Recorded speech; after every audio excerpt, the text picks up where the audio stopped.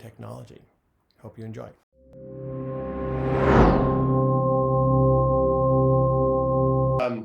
Tony, as I was thinking about this interview, it must have been 6 years ago, if my numbers are right, you came to me after a meditation retreat and you said, you know what, we have to do some, technology addiction is real. We have to do something about it. And this was like long before most people, I think, had kind of gotten a clue that there was an issue. And I'm curious, like, how that developed for you, how that insight came to you or that realization came to you. And I know some kind of friends who they have one view of technology before they have kids, then they have a very different view of technology after they have kids. Was that your experience, or was there something that happened that you realized, wow, these things have enormous benefits and there's some dangers and we haven't really looked at the dangers? Well, Soren, you're right. We did, I think it was 7 years ago now. Wow, it's crazy how time flies. But, for me, technology, I have grown up with it, right, since the late 70s. And so really when I was, you could become addicted in a way, started with email, right? So this was email, I would say in the early 90s, and really international email, because then it crossed time zones. And then it proceeded along the way. Then there was email, then the internet came, then there was content on the internet, and so on and so forth. But it was really all on the desktop or on a laptop, and you had to plug in a phone line. Really where I saw it, and it happened to be that, when the iPod, or not the iPod, but the iPhone came out, and my son was born literally just weeks before the iPhone came out. And so I got to see this entire change in how technology was creeping and creeping up into our analog world and taking it over. And then the iPhone came and just, it was a whole different thing. And then having kids, as you said, then you start going, wait a second, what's the right balance for them, right? Right. And you talked about when you guys were creating the iPhone, and we were talking about in the green room that it was 20 years ago today that you pitched Steve Jobs the iPod, right? Yesterday. Right? 20 years ago was the project that became the iPod just 8 months later. That's crazy. So you were able to kind of see that, and nobody knew the impact that would have. I mean, there was no way you all envisioned that there would be this iPhone with all these things. And yet at some point there was this realization that it does all these things for us, but it also, in terms of something that helps us work with our attention. So how have you taken that insight that says, wow, I love my iPhone, I want to use it, I love it, but I also don't want it to like miss out on my whole child's life because I'm on my phone. What are some of the things that you found that help you find that middle way for you? Well, there are a lot of things, but I must say, and I have to be in all honesty, COVID has thrown all of those things for a total loop. As we all know, like, I don't know what we would do if we didn't have the internet during this very, very painful time. So let's talk about what it might look like pre or post COVID. But right now it's very, very difficult, and I feel for everyone. And these kind of rules or these kind of ideas of how to live really are challenged now. So it's obviously being mindful about when you're with people. To me, and even in the setting of when you're, even in COVID right now, is when you're with people and giving people, your family or whoever you're with, the attention that they deserve when they're in front of you. And that means not having the device at the dinner table or at the where you're eating, or when you're trying to engage, even if it's a meeting. Again, in the COVID world, it's a different story, but we can all see that some people are like, oh, they're on the Zoom and they're doing this, right? Or not doing this, but they're doing this, and they're looking down and they're trying to what have you, or their email in the background. And so really it's about giving people that attention, that if they're giving you it, you need to give it back to them, and not always have this kind of knee-jerk reaction of grab the phone. Oh, the notification came. And so another thing that I've done is that I have turned off all notifications. Wow. So that really, my wife's like, why didn't you pick up my message? I'm like, because I turned off all notifications. That includes everything. And I get around to it when I get around to it. And I know that might seem odd, but notifications were neat when we started, but now everything is grabbing at your attention, trying to grab at your attention. And so I turn them all off. I turn off all the little indicators of how many things are left in the inbox or how many. I try to turn all of it off. and I just go, okay, I'm going to dive in, and I get a habit of trying to go in, and I'll look at things in a periodic fashion. But Right. it's very challenging. So one is paying attention to you, but also not allowing it to get into your space, even though during COVID, it's kind of the only way we interact. Sure. And it was a couple of years ago, I think you came out and you had a number of articles and tweets and things saying, you know, technology addiction is real. We need to address it. Here's some things the platform companies could do. Are you, and I know, again, it's COVID and everything's a little bit crazy. Are you happy with the changes that the tech industry has made? Or do you feel like it's not nearly good enough? Or how do you see the industry as a whole kind of trying to address us, live more mindfully within the technology world? I think that for me, I think that they reacted pretty quickly. You know, we were saying, and then it came to a head, and then boom, 6-9 months, people were really addressing it and trying to, and then it's kind of tapered off again. And now we're getting all the reports saying, well, screen time isn't bad, and that, you know, and then COVID comes, right? So I still think there's a lot of work that can be done. Yeah. Okay. And I'm still using a lot of those tools, and I'm glad we have those tools. Yeah. And they do address a lot of the low-hanging fruit. But then there's the next one, which is really being mindful about it and making it easier and help with communications.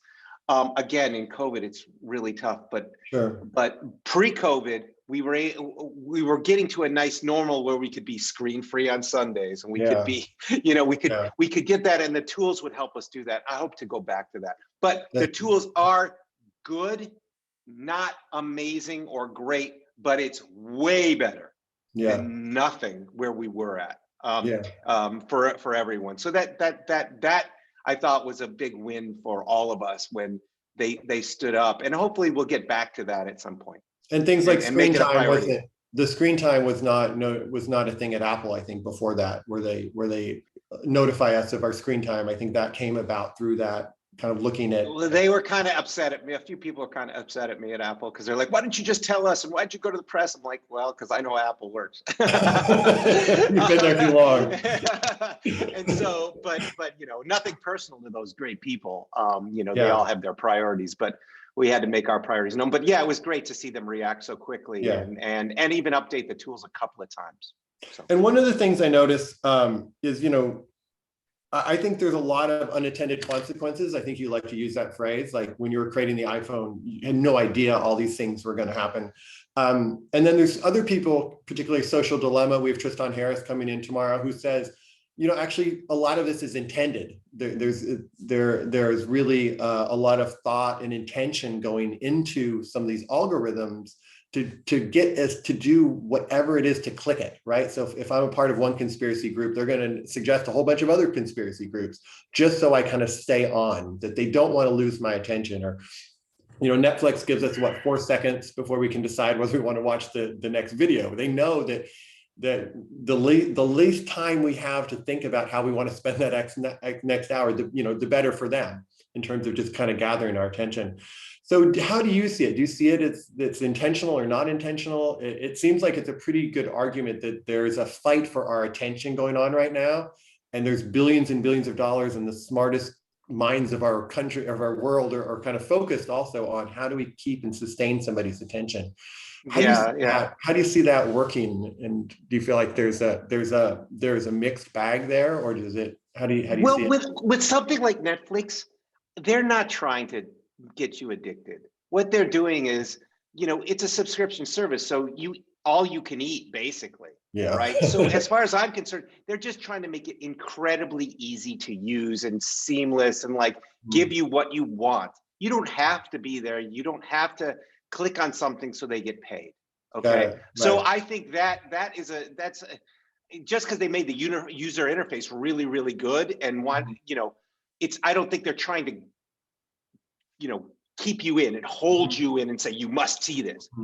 When we have the click-through advertising, and where we have these megaphones and we don't know who's behind them, and they're algorithmically driven, and you're getting into these media bubbles where you can really just, and especially I've seen this in COVID, like, because this is where all of our, this screen is where everything's coming from. You can really have a skewed view of the world.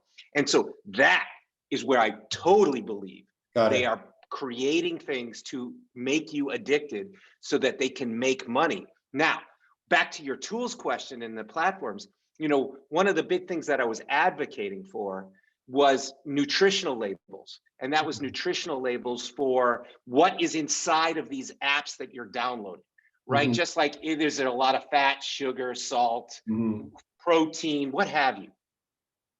Apple now did this and said a nutritional label for privacy, but they don't have it for this kind of addictive factor or click-through ads or, you know, media bubbles or these kinds of things. We really need to get that nutritional label, not just privacy, but to a much wider set of things that could, you know, hurt a human, right? Or a relation, you know, a human. And so we need to get that in there and then give people guidelines about that.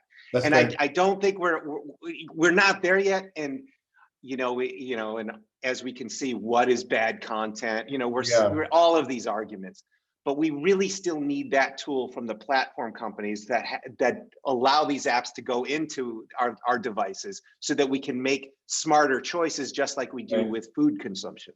Right. So let's just as one example, Calm or Headspace or some meditation might have a certain label, and something else would have a different label based on kind of the quality of the content and whether it feels more like a protein or more like a sugar. Is that kind of where you're looking? Yeah, absolutely. And like, you know, do you know, well, there's one which we have the privacy, like you're being tracked, and they'll say that in the privacy thing. But then right next to it, they should say, how they get paid or their business model. Yeah. And their business model is paid for advertising to get you to click. And those ads are generated based on the data that you've given them. And this is what can happen in the pros and cons, and learn more, right? Right. And so more education is necessary to get people to then make smarter choices, just like we do with food. So we need that kind of thing to go, look, maybe they did it intentionally, maybe they did it unintentionally, but this is what happens because of this business model and how they do it. And they have to keep your attention. They have to get you to click to get paid. And then therefore, because you don't pay for it. Right. They could give us a choice. I could pay $10 a month for Instagram, or I could do ads, right? There's very few choices in the content that we consume. If it's ad-based, we don't have the choice to also pay for that. I don't know why we don't have the choice to pay for it, but we don't. You know what? I would be much happier if I could get a balanced set of things that are not personalized, or personalized, but way down below. So I can get a set of different things. Now, what we're seeing in a lot of these media sites now is paywalls, and we're going back to subscriptions for all different services, which is great. But again, that's still the media bubble that you're going to only be in a certain world, like, God forbid another, a paid for Twitter that's all only a certain political leaning. Right.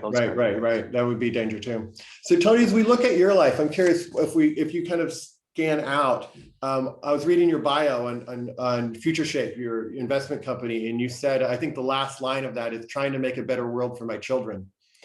And I'm curious, like, if we look at your life, you've had all this incredible experience of Apple and investment and Nest. We didn't even talk about Nest yet. And so many different things.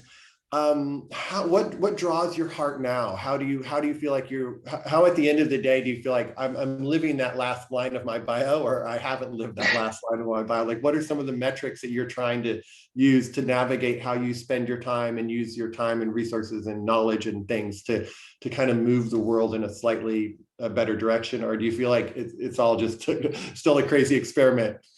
No, it's definitely not a crazy experiment. And we're actually seeing it now that we've been at it in this form for about 7-8 years now.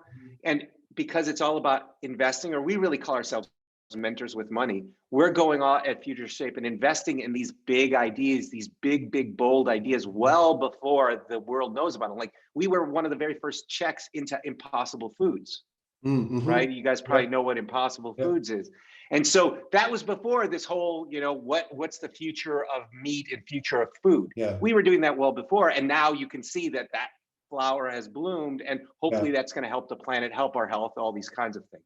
And so we're seeing a lot of those things happen now over this period of time, because these companies take a long time to gestate and to get to realize their vision. And so for us, we're seeing this in all kinds of things in these companies, but really the impact is how many companies like an Impossible or whatever can we get and help to really help change the planet, right? And that's what our metric is. It's not about the money, because if we do a great thing and we do it for the right reasons, the money comes in droves, much more than if you focus on the money. And so for us, and especially for me, is, the only reason why I'm here today is because people helped me and mentored me, and I learned from them.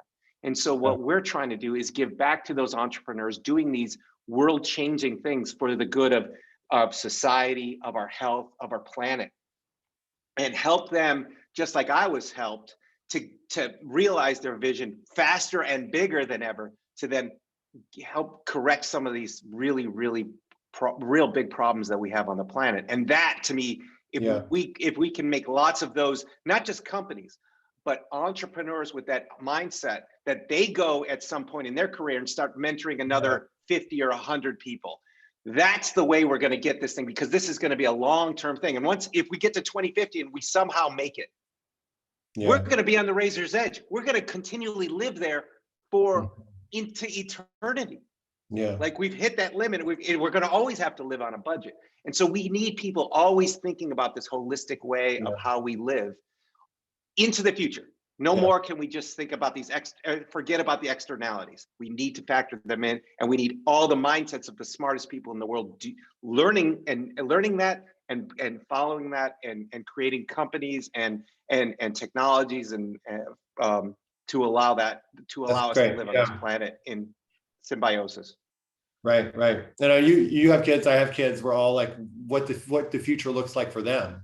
And do you see, as you've researched this area, and I know you spend a lot of time on this, are there 2 to 3 areas that you feel like, boy, if we could really tackle these are kind of the game-changing areas that we really need to focus on? Or do you have like 10 or 20 of them and you're trying to support all of them at the same time? How do you see the kind of there's a lot here, and we could start, but like, we're doing stuff like cancer vaccines, like literally a vaccine for cancer, so that's health. But then we're doing something else, which is we're trying to do next generation batteries, where you have 10 times better storage in the same thing. If we get batteries that are 3 to 4x better than they are today, 3 to 4, and that's very hard. The whole world changes. I can't tell you how much the whole world changes if we could just get a 3 to 4x better battery. Everything around us would be electrified and green, and there would be nobody who could say, gas is still better, what have you. The other one that we're really working on is plastics, and getting rid of them and getting them out of our environment and using them only for the right reasons, and then substituting other plastics that we use on a single use or low use basis with a new type of material that's bio inspired, or not use it at all.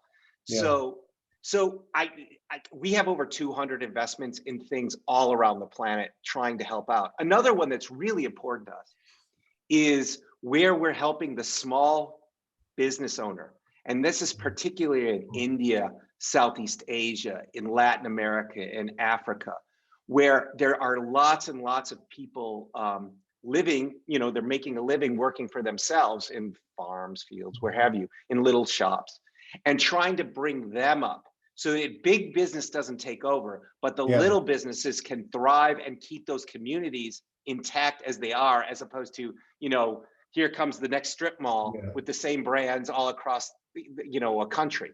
And so we like empowering those people with technology, because they now have phones, they now have networks. Now they just need the tools that can be democratized to help them compete with the big guys before the big guys get there. So that's another big area. That's great. Thank you. And I don't know if you saw, Tim Cook recently came out and said, he's like, if you zoom forward and then look back at Apple and the history of Apple, I sense that Apple's greatest contribution to the world will be in health. This is something he said a few weeks ago. And I'm curious, if you zoom ahead and then look back at Tony Fadell's life, and his greatest impact will be in, well, how would you answer that question? Or what would be your aspiration?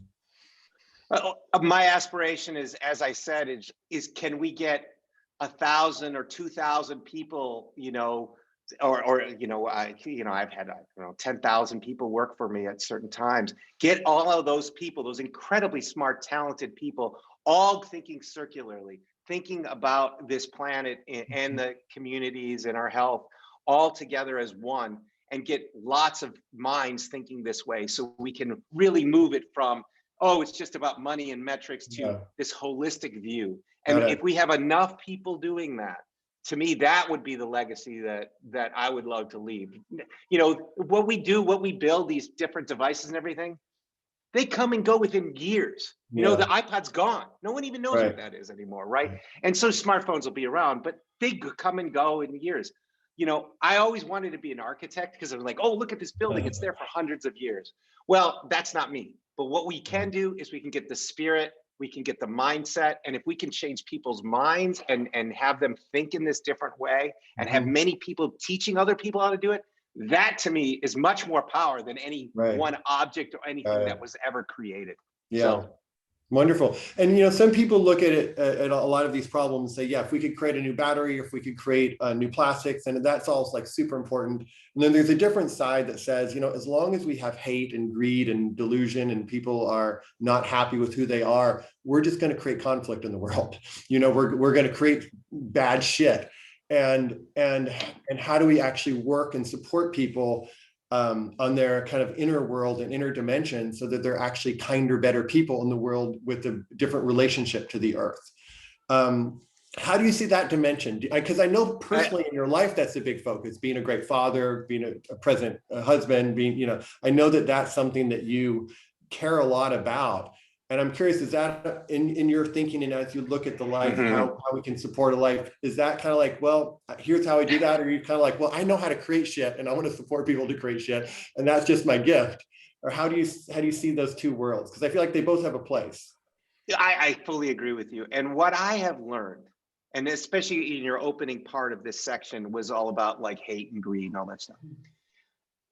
After living in Bali for almost 2 years, and watching their culture, watching the Balinese Hinduism, and understanding that you need to embrace and understand hatred and all of these very negative emotions, because they actually, not that they celebrate it, but they acknowledge it and make it part of their daily life or rituals around that. Because if you don't understand the negative side of stuff and you try to eradicate it, you'll never understand when it comes back. Because it always comes back. And we're seeing that in some of the politics now and everything else. You cannot ever eradicate. You always need to keep both things in check. And that's the thing that was so amazing to me in that I learned over that time is, and watching people do this, is if you don't acknowledge it, then you can't recognize it, and you can't stop it. And it grows to the point where then because then it's just tolerance, and then you get. So to me, we need to understand that there will be some element in that. We cannot eradicate it. We need to understand it, acknowledge it, and make sure it stays in that small, in that very small set, and not allow it to grow like we're doing with these kind of social media megaphones that we're allowing these people to have, because then it's toxic for everyone. Right? They could still say what they'd like, but we have to understand that it needs to be, it's the town crier or the town square, not a megaphone for the planet. Right.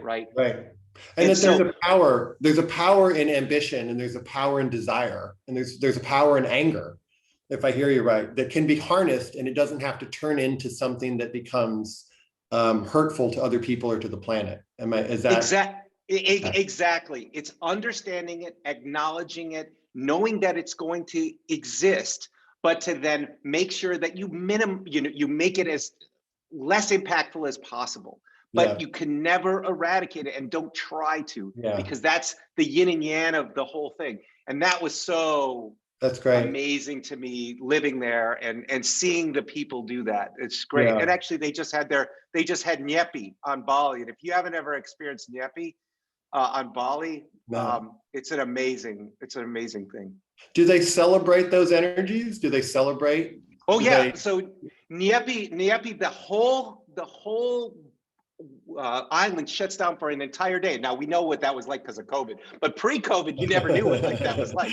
They even shut down the internet. They shut down the TVs, everything. So it's quiet. But what happens is for the days leading up to that day, they are scaring off the evil spirits of hatred, of racism, of all of these different things, and they make all of these paper mache huge demagogues that they go and worship, and then they burn and they do all this stuff to remind everybody that these can exist. And then they shut down, scare off all the bad, evil spirits. And then for 24 hours, there is nothing. You can't go out on the streets. You can't talk. You just sit there and you engage with the people and you talk about what you learned and all of those things. Yeah. And it's a really magical thing. It's beautiful. And there's a danger, it seems like, where you're presenting, where we can have a shadow side, right? We can pretend that we're all this way and kind and generous, whatever. And there's this whole shadow side that we don't acknowledge, and it comes out in these crazy, weird ways. Or as a culture, we have to vote a shadow side in because we're not making space for it. And it sounds like they welcome that. Yes, yeah, absolutely. Again, acknowledge it, understand it's there. And it's basically, just like it is, fables or lessons. Right? Yeah. These are lessons that have been taught through the generations. Don't lose those, because as we know, religion, is fading away. We're creating new kinds of things around our wisdom, internal and peaceful wisdom and things of that nature.